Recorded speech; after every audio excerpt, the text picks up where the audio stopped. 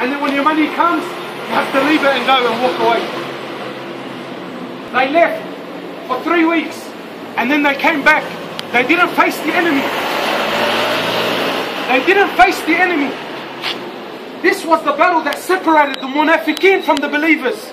And yet Allah subhanahu wa ta'ala sent down Surah Tawbah. He sent it down with such anger. He didn't start with the basmala. He didn't start with Bismillah ar-Rahman ar-Rahim. Allah went straight into it. Listen to the words of Allah. Listen to the words of Allah Azza wa Jal. Allah Azza wa Jal is speaking to Muhammad. He's speaking to Muhammad sallallahu alayhi wasallam. And he's telling Muhammad, listen to the language. These were the people who went. They showed that they believed in Allah.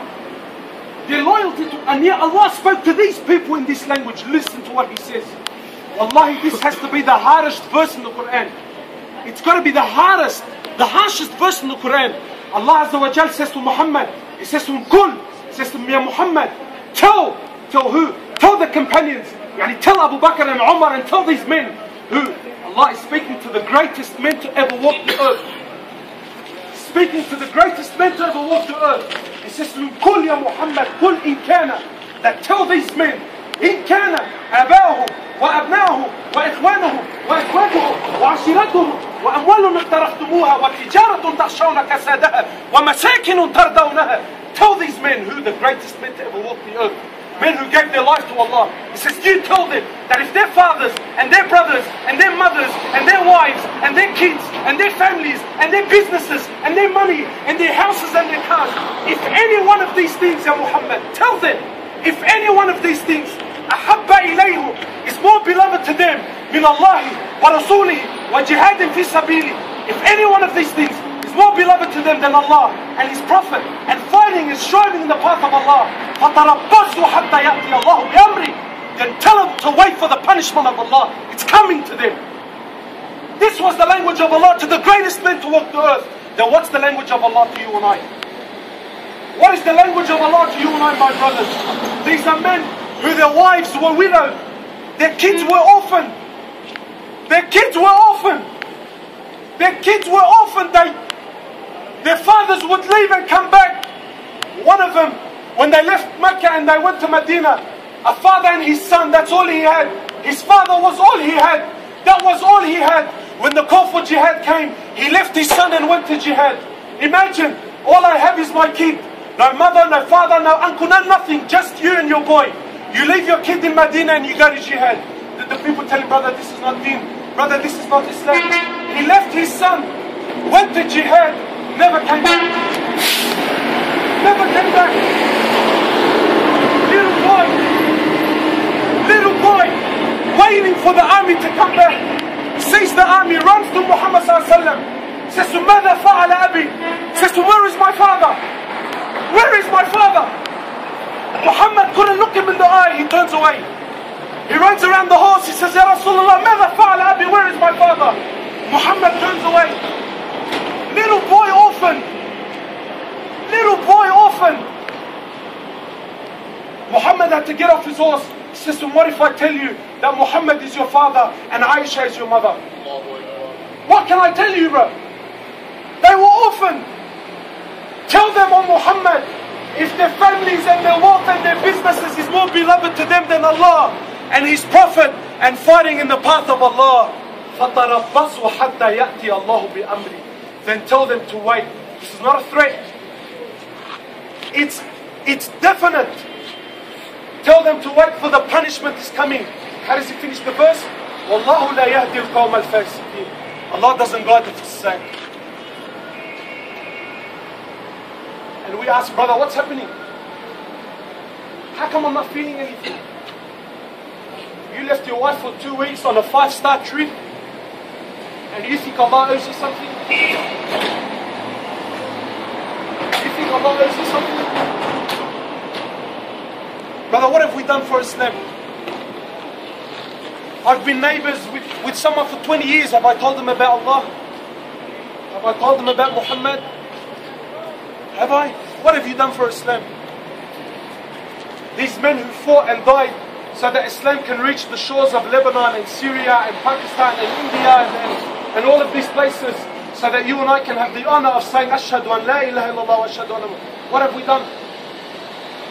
If the companions dealt with Islam like you and I deal with Islam, Islam would have never left Makkah and Medina, never. Why? I'm Muslim, I'm a companion, let's kick back, I have a nice house, nice business, that's it, thanks for coming. I don't need to do anything. No, they gave their life. They gave their life to Allah. When the call for jihad would come, the wife, they would parade. If her husband even thought about staying back, it was humiliation for her. When one of the companions, he was an old man and a crippled leg, an old man and a crippled leg, and 3 of his sons were young, healthy boys. The time for jihad came. The boy said to my father, Allah says in the Quran that you have an excuse, you don't need to come. And we're going to fight. He says, but I really want to go. They said, but you're crippled and you're old. He says, but I really want to go. He said, but... So he goes to Muhammad sallallahu alaihi wasallam. And Muhammad sallallahu alaihi wasallam tells him, you don't need to come. You have a concession.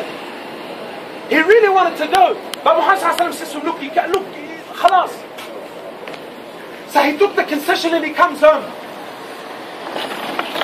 Walks into the house, his wife says, what are you doing here? He said, well, I wanted to go, but Muhammad says I have a concession. So what she said? She asked him, you're scared of fighting, huh?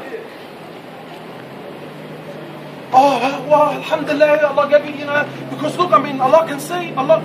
She says, what's wrong? Are you scared of fighting? Were you a coward? These were our mothers. These were our mothers. She says, what are you, a coward?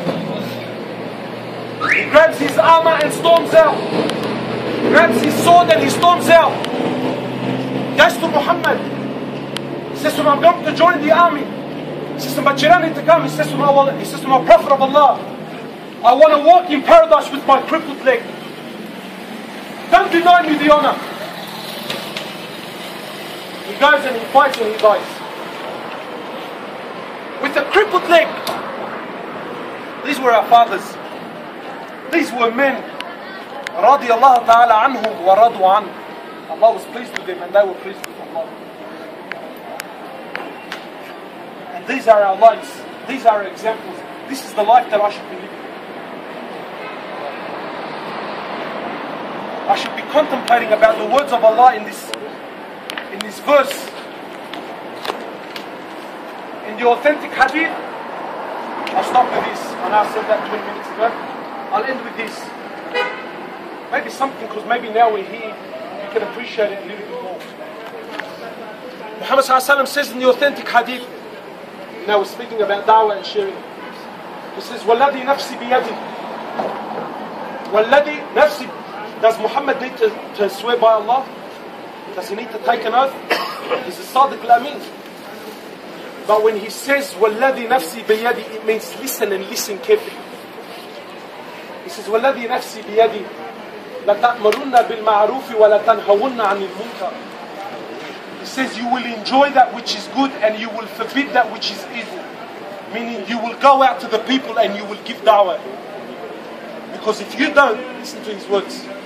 أَوْ لَيُشِكَنَّ اللَّهَ أَنْ يُبْعَثَ عَلَيْكُمْ عِقَابًا مِّنْ. Allah will send down a punishment upon you. ثُمَّ تُسْتَجَابُ لَهُ ثُمَّ تَدْعُونَ لَهُ. You will raise your hands to Allah. فَلَا يُسْتَجَابُ لَهُ. Allah will not answer your call. 4 million people in the Haram every single year cry for Palestine, cry for Syria, cry for Burma. Has anything changed? No. Is Allah deaf? Is Allah blind? Allah can't see them? Allah can't hear the 4 million people that cry every year for Syria, Burma, and for Palestine? Allah's deaf? Allah can't see them?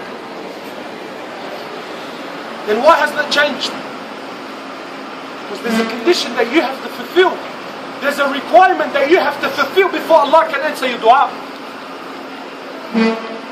So when I stand there on Arafat, there's a requirement that I need to fulfill, my brothers.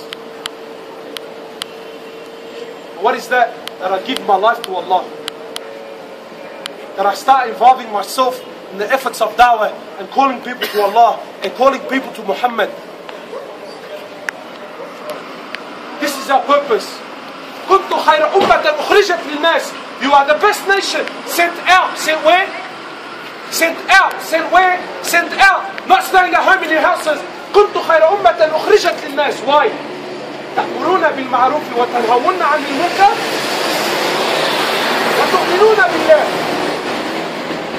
He says you are the best nation sent out to mankind. Why? Because you enjoy that which is good, you forbid that which is evil, and you believe in Allah.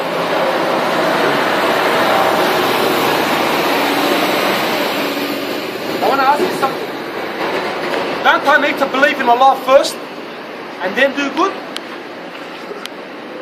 But Allah is showing you that if you want to believe in Allah, this is what you have to do. Anyway, I don't want to take too long. I can talk all night. Every single one of you should be thinking about his life, should be thinking about his death, should be thinking about his akhirah, should be thinking how much have I given to Islam, should be thinking when I stand before Allah, what am I going to present to Allah? Every one of you should be thinking that when I stand on the day of Arafat, what am I asking for? Really, what are you asking for? Your wife and your kids that are waiting for you back home, what am I going to ask for? My mother and my father, what am I asking for? These are the things, my brothers. And these next 3 days are so vital. Please don't waste them. Please, don't waste them. For Allah's sake, for your sake, don't waste them. You know what? I want to share something personal with you. You know, every one of you has Tango on his phone, yeah? Everyone has Tango, yeah? We're all looking for Wi-Fi, yeah? I want you to imagine Hoblos is standing Yawm al-Qiyamah before Allah, and I'm going to Tango him now. Every one of you ask yourself, picture yourself standing on the day when the breastfeeding mother would throw her child away. The day when a baby, his hair will go grey from the stress of that day. Picture yourself standing on that day and you Tango yourself. Don't ask Allah and His Prophet and the Sheikh. Ask yourself. Say, Hoblos, there's 3 days for Arafat. What do you think I should do with them? I hear there's a good shopping center down the road.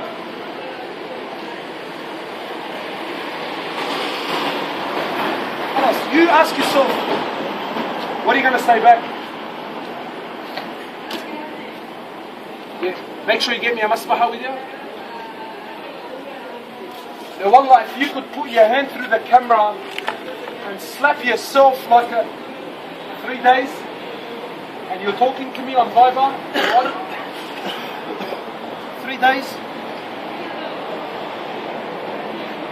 Don't ask Ali. You ask yourself, Tango yourself. You're standing there Yawm al-Qiyamah. The sun is a mile on top of your heads. People are running around naked, uncircumcised, scared. People don't know where to go. People don't know what to do. Women are throwing their babies. Kids' hairs is going grey. Ask yourself, look, I've got 3 days for Arafat. What do you think I should do? This is something I do with myself. Always. If there's something I'm not sure about, I Tango myself. Yawm al-Qiyamah. What do you reckon, Hoblos? We'll see what he says to you. Inshallah, we'll leave it with this, inshallah.